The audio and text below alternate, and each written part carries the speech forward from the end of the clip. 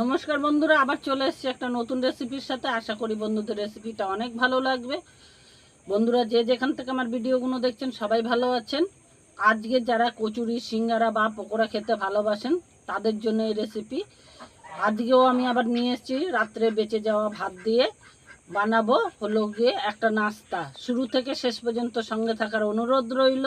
আর আমার চ্যানেলে যদি নতুন আসেন তাহলে চ্যানেলটাকে সাবস্ক্রাইব করে এই ছোট্ট চ্যানেলটা এগিয়ে নিতে সাহায্য করবেন। আর প্রথমে ভিডিওটা পাওয়ার জন্য বেল আইকনটা প্রেস করবেন। বন্ধুরা এইখানে আমার রাত্রে এক বাটি ভাত বেঁচে গেছে। আমি একটু আগে একটু গরম করেছিলাম, সেই জন্য যাতে ভাতটা নষ্ট না হয়ে যায় আমি এইখানে একটা মিক্সির ছোট বাটি নিয়েছি। বাটির মধ্যে আমি নিয়ে নিচ্ছি ভাতটাকে, পিষে আনতে যাব আমি।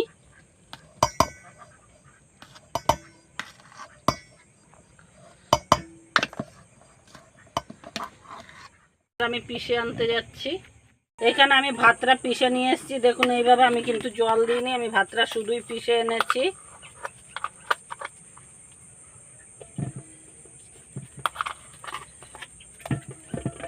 আমি এইভাবে নাবিয়ে নেব প্রথমে ভাতটাকে।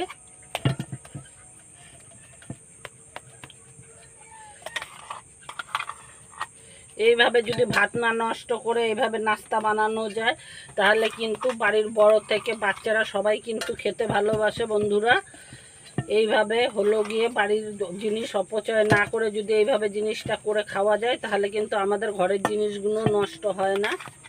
নাস্তাটা করার জন্য এইখানে আমি গ্রেট আগেই একটু করে রেখেছিলাম গাজরটাকে। দেখুন এইখানে আমি দিয়ে দিচ্ছি, অল্প করে দিলাম, আর বাকিটা আমি রেখে দিচ্ছি, দেখাচ্ছি পরে কি করছি। এটা দিয়ে আমি একটু ধনে পাতা কুচিয়ে দিচ্ছি, চামচের মতন সাদা জিরে দিলাম, লঙ্কা গুঁড়ো করা ছিল সেটা আমি দিলাম, ধনের গুঁড়ো দিলাম, স্বাদ মতন নুন দিয়ে দিলাম। এই নাস্তাটা যাতে কুরকুরে হয় সেজন্য আমি 1 চামচের মতন তেল দিয়ে দিলাম। এখানে 2 চামচের মতন গমের আটা দিয়ে দিচ্ছি যাতে আমার এটা শুকনো হয়ে যায়, সেজন্য 2 চামচের মতন দিলাম। আমি সব উপকরণ দিয়ে একটা সুন্দর করে মেখে একটা ডোয়ের মতন তৈরি করব। দেখুন বন্ধুরা এইখানে মেখে আমি একটা ডোয়ের মতন করে রেখেছি। এটা আমি 2 মিনিট 3 মিনিটের জন্য রেস্টে রাখবো, আর আমি অন্য কাজগুলো করে নেব। বন্ধুরা এইখানে নাস্তাটা করার জন্য আমি এইখানে কটা ছোট ছোট আলু বলে ওই জন্য আমি বেশি কটা নিয়েছি। আপনাদের ফ্যামিলিতে যেরকম লোক থাকবে সেই হিসেবে আপনারা আলুটা নিতে পারেন। আমি আলুটা সেদ্ধ করে নিয়েছি। এবার একটা ঘষনি মেশিন দিয়ে আমি ঘষে নেব এইভাবে।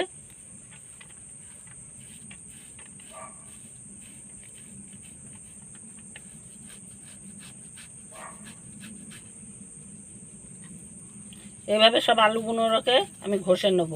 আলুগুলো আমি সব ঘষে নিয়েছি, আমি একটা গামলার মধ্যে নিয়ে নিচ্ছি। দেখুন বন্ধুরা এইখানে যে আমার গাজরটুকু ঘষা ছিল সেটা আমি আলুর মধ্যে দিয়ে দিচ্ছি। এইভাবে যদি সবজি, এমনি আজকাল বাচ্চারা খেতে চায় না, যদি এইভাবে স্বাস্থ্যকর একটা নাস্তা করে দেওয়া যায় তাহলে কিন্তু বাচ্চারা খুবই সবজিও খাওয়া হয়ে যায়, আবার নাস্তাটাও খাওয়া হয়ে যায়। এইখানে আমি একটা ক্যাপসিকাম 4 ভাগের 1 ভাগ এরকম করে কেটে নিয়েছি, সেটা আমি দিয়ে দিচ্ছি। এইখানে যদি বন্ধুরা আপনারা সবজি পছন্দ করেন তো সবজি দেবেন, না হলে এমনিও করতে পারেন। আর এইখানে আমি দানা ফেলে টমেটোর কেটে নিয়েছি, কারণ ইউরিক অ্যাসিড, এখানে একটা ছোট্ট কথা আছে, ইউরিক অ্যাসিড যাদের আছে তাদের কিন্তু এই টমেটোর দানা খুব ক্ষতিকর। সেজন্য কিন্তু আমার ইউরিক অ্যাসিড আছে বলে সেজন্য আমি এই টমেটোর দানা কিন্তু ফেলে দিয়েই করি সব সময়। দেখবেন আমি এটাও দিয়ে দিচ্ছি এর মধ্যে। আর কিছুটা পেঁয়াজ কুচি করে রেখেছি আমি, সেটাও দিয়ে দিচ্ছি। নিরামিষের দিনে যদি করেন তাহলে কিন্তু পেঁয়াজটা এইখানে স্কিপ করে দেবেন, তাহলেই হবে। কিছুটা আদা ঘষে নিয়েছি। আর বন্ধুরা এইখানে যে আমি টমেটোর দানার কথাটা বললাম সেটা গিয়ে দানাটা মানে পিউরিন অ্যাসিড থাকে, সেটা আমাদের শরীরে গিয়ে ইউরিক অ্যাসিড তৈরি করে, সেজন্য আমি এই কথাটা এখানে বললাম। বন্ধুরা আমি 1 জিরে দিয়ে দিচ্ছি, গোটা জিরে। আর এইখানে আমার একটু বলাতে ভুল আছে, ওইটা পিউরিন হবে, অ্যাসিডটা হবে না। এইখানে আমি একটু শুকনো লঙ্কা কুচি কুচি করে নিয়েছি, সেটা দিয়ে দিচ্ছি। আমি একটু চটপটা করব বলে চাট মশলা দিলাম। আপনাদের কাছে যদি চাট মশলা না থাকে তাহলে আপনারা এখানে কিন্তু আমচুরও ব্যবহার করতে পারেন কিংবা লেবুর রসও ব্যবহার করতে পারেন। আমার কাছে এইখানে চাট মশলাটা ছিল তাই আমি চাট মশলাটা ব্যবহার করছি। আপনাদের কাছে না থাকলে আপনারা ওই সব ব্যবহার করতে পারেন, কোনো অসুবিধা হবে না। আর এইখানে আমি 2 চামচের মতন তেল দিয়ে দিচ্ছি। বন্ধুরা আমি স্বাদ মতন নুন দিয়ে দিচ্ছি, কারণ আমি এইখানে যেহেতু চাট মশলা ব্যবহার করেছি, চাট মশলায় কিন্তু নুন থাকে, পরিমাণটা আপনারা বুঝে দেবেন। আমার যেই উপকরণ নিয়েছি সেই হিসেবে কিন্তু আমি নুনটা এখানে ব্যবহার করলাম। আমি কিছুটা ধনেপাতা কুচি দিলাম, দিয়ে এবার আমি সব একসাথে করে সুন্দর করে মেখে নেব। এখন বন্ধুরা এখানে সব উপকরণ দিয়ে কিন্তু আমি একটা সুন্দর করে মেখে নিয়েছি, একটা আলুর ডোর মতন করে নিলাম। এটা আমি সাইড করে রাখছি, আর বাদবাকি কাজগুলো করব সেগুলো আপনাদের দেখাচ্ছি। এখানে যে আমি ভাত দিয়ে আর আটা দিয়ে মেখে রেখেছিলাম, আমি সেটাকে দুটো ভাগে ভাগ করে নিচ্ছি। আপনাদের যদি অসুবিধা না হয় একটা তো করতে পারেন, আবার দুটোতেও। আমি একটা গোল্লাকে এইখানে একটু ময়দা দিয়ে নিয়েছি আমি এর মধ্যে, কারণ এটা যেহেতু ভাতের সেই হিসেবে কিন্তু একটু নরমই হয়, সেজন্য আমি এইখানে একটু বেশি করে ময়দা দিয়ে বেলে নেব। এবার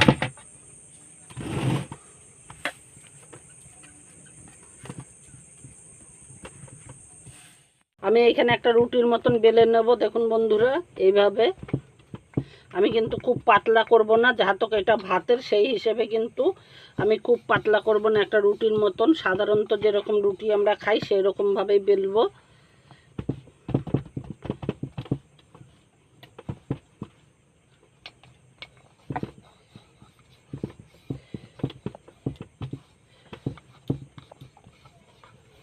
আমি মোটাটা কীরকম রেখেছি সেটাও আপনাদের দেখাচ্ছি। দেখুন এই মোটাটা এইরকম হবে, নাহলে ভাতের হলে কিন্তু এইরকম মোটাই রাখতে হবে, নাহলে কিন্তু এটা নরম বলে তাই জন্য ছিঁড়ে যাওয়ার ভয় আছে। এবার আমি এটাকে ওপরে একটু সস লাগিয়ে নেব। এখানে আমি টমেটোর সস নিয়েছি, আপনাদের যেই সসটা পছন্দ হয় আপনারা সেই সসটা লাগিয়ে নিতে পারেন, কোনো অসুবিধা হবে না। সস লাগালে বাড়ির বাচ্চারা কিন্তু খুবই পছন্দ করে সসটা, আমি সেই হিসেবে কিন্তু সসটা টমেটোর সসটাই লাগালাম। আপনারা যদি চিলি ফ্লেক্স বা অন্য কোনো পিজা সসও লাগাতে পারেন। আমি এটাকে ভালো করে আগে মেখে নেব।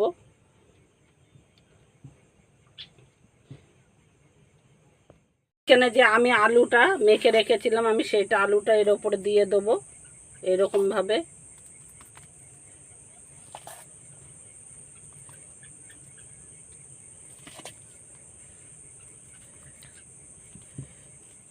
আমি দিয়ে এবারে এটাকে এরকম সুন্দর করে পেতে নেব। এটার মধ্যে এভাবে ছড়িয়ে ছড়িয়ে দিতে হবে।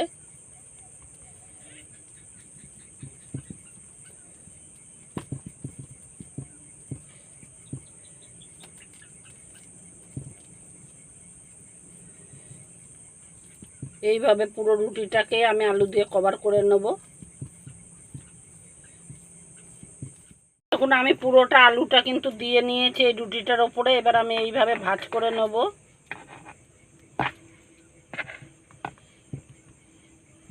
এবারে এইভাবে ভাঁজ করে নেওয়ার পরে এই মুখটাকে আমি ভালো করে জয়েন করে নিচ্ছি।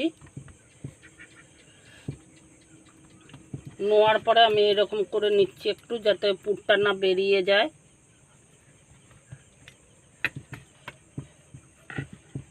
বেরোনোর এইবারে একটু আমি চ্যাপটা মতন করে নেব এরকম।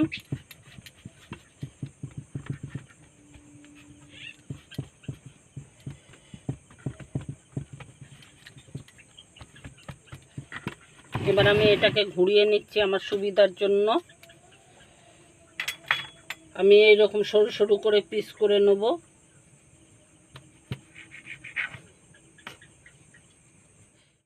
এইখানে আমার যে কয় পিস হয় আপনারা আপনাদের মানে মোটাটা বা মোটা করবেন বা সরু করবেন সেই হিসেবে আপনাদের পুরোপুরি সম্পূর্ণ হিসেবে আমি একটু সরু করেই করছি। এই সরুভাবে করে কাটলে কিন্তু আপনার নাস্তাটা কিন্তু খুব সুন্দর ভাজা হবে। খুব প্রেসার দিয়ে কাটা যাবে না, কারণ কি প্রেসার দিয়ে কাটলে এটা ভাতের জিনিস, সেই জন্য নরম আছে, তাহলে আপনার চ্যাপটা হয়ে যেতে পারে। এইভাবে হালকা হাতেই আপনাকে কাটতে হবে।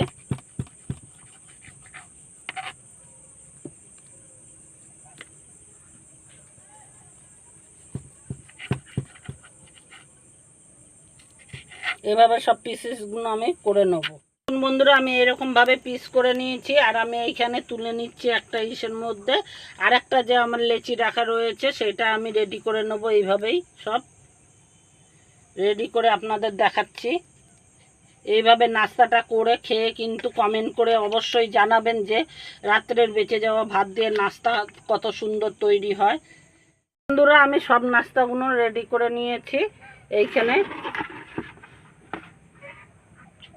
আর তেলটাও আমি গরম বসিয়ে দিয়েছি এইখানে। এখানে আমি 2 চামচের মতন ময়দা নিয়ে নেব এইখানে, আর আমি আটা ব্যবহার করছি না, আমি ময়দা নিচ্ছি। এখানে আমি 1 চামচের মতন সাদা জিরে দিলাম, 1 চামচের মতন সাদা তিল দিলাম, আর এইখানে কিছুটা আমি পাস্তা মশলা দিলাম। এখানে আমি একটু যে ধনে পাতা রেখেছিলাম সেটা আমি দিয়ে দিচ্ছি এটার মধ্যে, স্বাদ মতন নুন দিয়ে দিলাম। এখানে এবার আমি সব একসাথে মিশিয়ে একটা ব্যাটার তৈরি করব। একদম লিকুইডের মতনই ব্যাটারটা তৈরি করতে হবে। এখানে কিন্তু মোটা ব্যাটারটা করলে হবে না। আমি এবারে এটাকে জল দিয়ে একটা ব্যাটার তৈরি করব।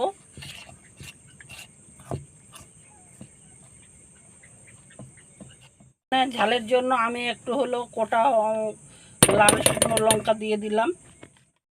দেখুন বন্ধুরা এইখানে আমি একটা স্মুথ ব্যাটার তৈরি করেছি। এইরকম খুব মোটা করিনি, আপনারা পেছনটা দেখে বুঝতেই পারছেন যে এরকম ব্যাটারটা তৈরি করতে হবে। আমার ব্যাটারটা তৈরি হয়ে গেছে, আমি সাইড করে রেখে দিচ্ছি। দেখুন বন্ধুরা এইখানে আমি যে পর্যাপ্ত তেল দিয়ে দিয়েছি, আর আমার গরমও হয়ে গেছে। এইখানে যে আমি নাস্তাগুলো তৈরি করে রেখেছিলাম সেই নাস্তাগুলো একটা একটা এরকম নেবো আর ব্যাটারের মধ্যে দেবো। দিয়ে আমার এই প্যানের মধ্যে যে কটা ধরবে সে কটা কিন্তু আমি দিয়ে দেবো এইভাবে।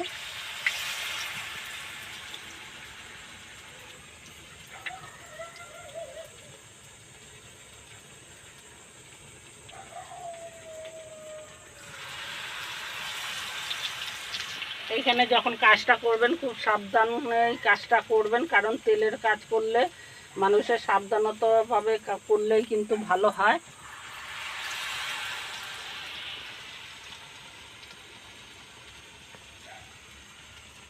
দেখুন বন্ধুরা এইখানে আমার এক পিঠটা কিন্তু হয়ে গেছে। এইটা কিন্তু করতে খুব বেশি সময় লাগবে না। যাতক আমি ভাতের সঙ্গে 2 চামচের মতন আমি এখানে ময়দা দিয়ে দিয়েছি, সেই হিসেবে কিন্তু তেলও কিন্তু বেশি খাবে না, খুবই তেল অল্প খাবে। আর আপনারা দেখে বুঝতেই পারছেন যে কতটা পরিমাণে তেল দিয়েছি। আমি ভাজার শেষেও আপনাদের দেখাবো যে কতটা পরিমাণে তেল আছে আমার প্যানের মধ্যে, তাহলেই আপনারা বুঝতে পারবেন যে এটা খুব কম তেলেই ভাজা হয়ে যায়। আমি এইভাবে উল্টে পাল্টে লাল করে ভেজে আপনাদের দেখাচ্ছি।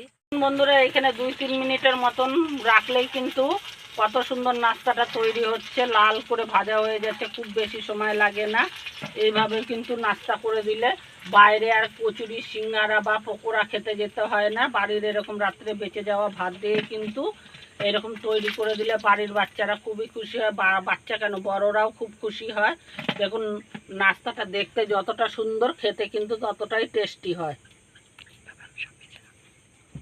বন্ধুরা আপনাদের বোঝার সুবিধার জন্য কিন্তু আমি আরেকবারও দিয়ে দেখাচ্ছি আপনাদের।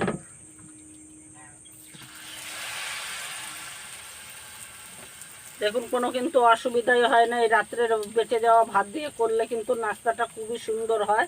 একবার টেস্ট করে অবশ্যই কমেন্টে জানাবেন কিন্তু যে এই নাস্তাটা কীরকম লাগে খেতে।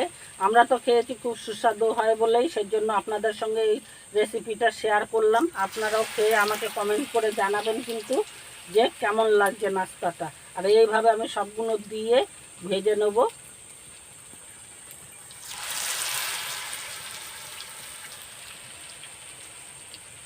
আমার প্যানের মধ্যে যে কটা আমার ধরবে সে কটাই আমি দেবো। আপনারাও আপনাদের সুবিধা অনুযায়ী কাজ করবেন।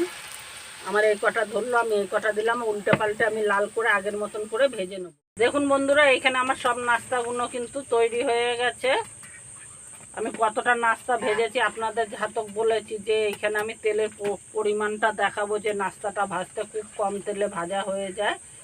সেজন্য কিন্তু আমি আপনাদের দেখাচ্ছি। দেখুন কতটা পরিমাণে আমি নাস্তা তৈরি করেছি আর কতটুকু তেল দিয়েছে, সেটা আপনারা ভিডিওটা দেখলেই বুঝতে পারবেন যে আমার তেলটা কতটা পরিমাণে দিয়েছিলাম। আর দেখুন এক থালা উঁচু উঁচু নাস্তা ভেজেছি, কিন্তু আমার তেলটা দেখুন কতটা রয়েছে। আমার কিন্তু একদম অল্প তেল খেয়েছে, সেই হিসেবে দেখুন নাস্তাগুলো কত সুন্দর হয়েছে। একটু ঠান্ডা হলেও দেখাতে পারি, বা এখনও দেখুন কত সুন্দর হয়েছে। ভেতরটা আমি ভেঙে দেখাচ্ছি, ওপরটা একদম খাস্তা হয়েছে আর ভেতরটা দেখুন কত সুন্দর হয়েছে। এইরকম সহজ সহজ রেসিপি পেতে আমার চ্যানেলটাকে সাবস্ক্রাইব করবেন, বন্ধুদের সঙ্গে অনেক অনেক শেয়ার করবেন, লাইক দেবেন, একটা কমেন্টে জানাবেন কেমন লাগছে। আর আবার একটা নতুন রেসিপির সাথে দেখা হচ্ছে। ততক্ষণ সবাই ভালো থাকুন, সুস্থ থাকবেন। ধন্যবাদ।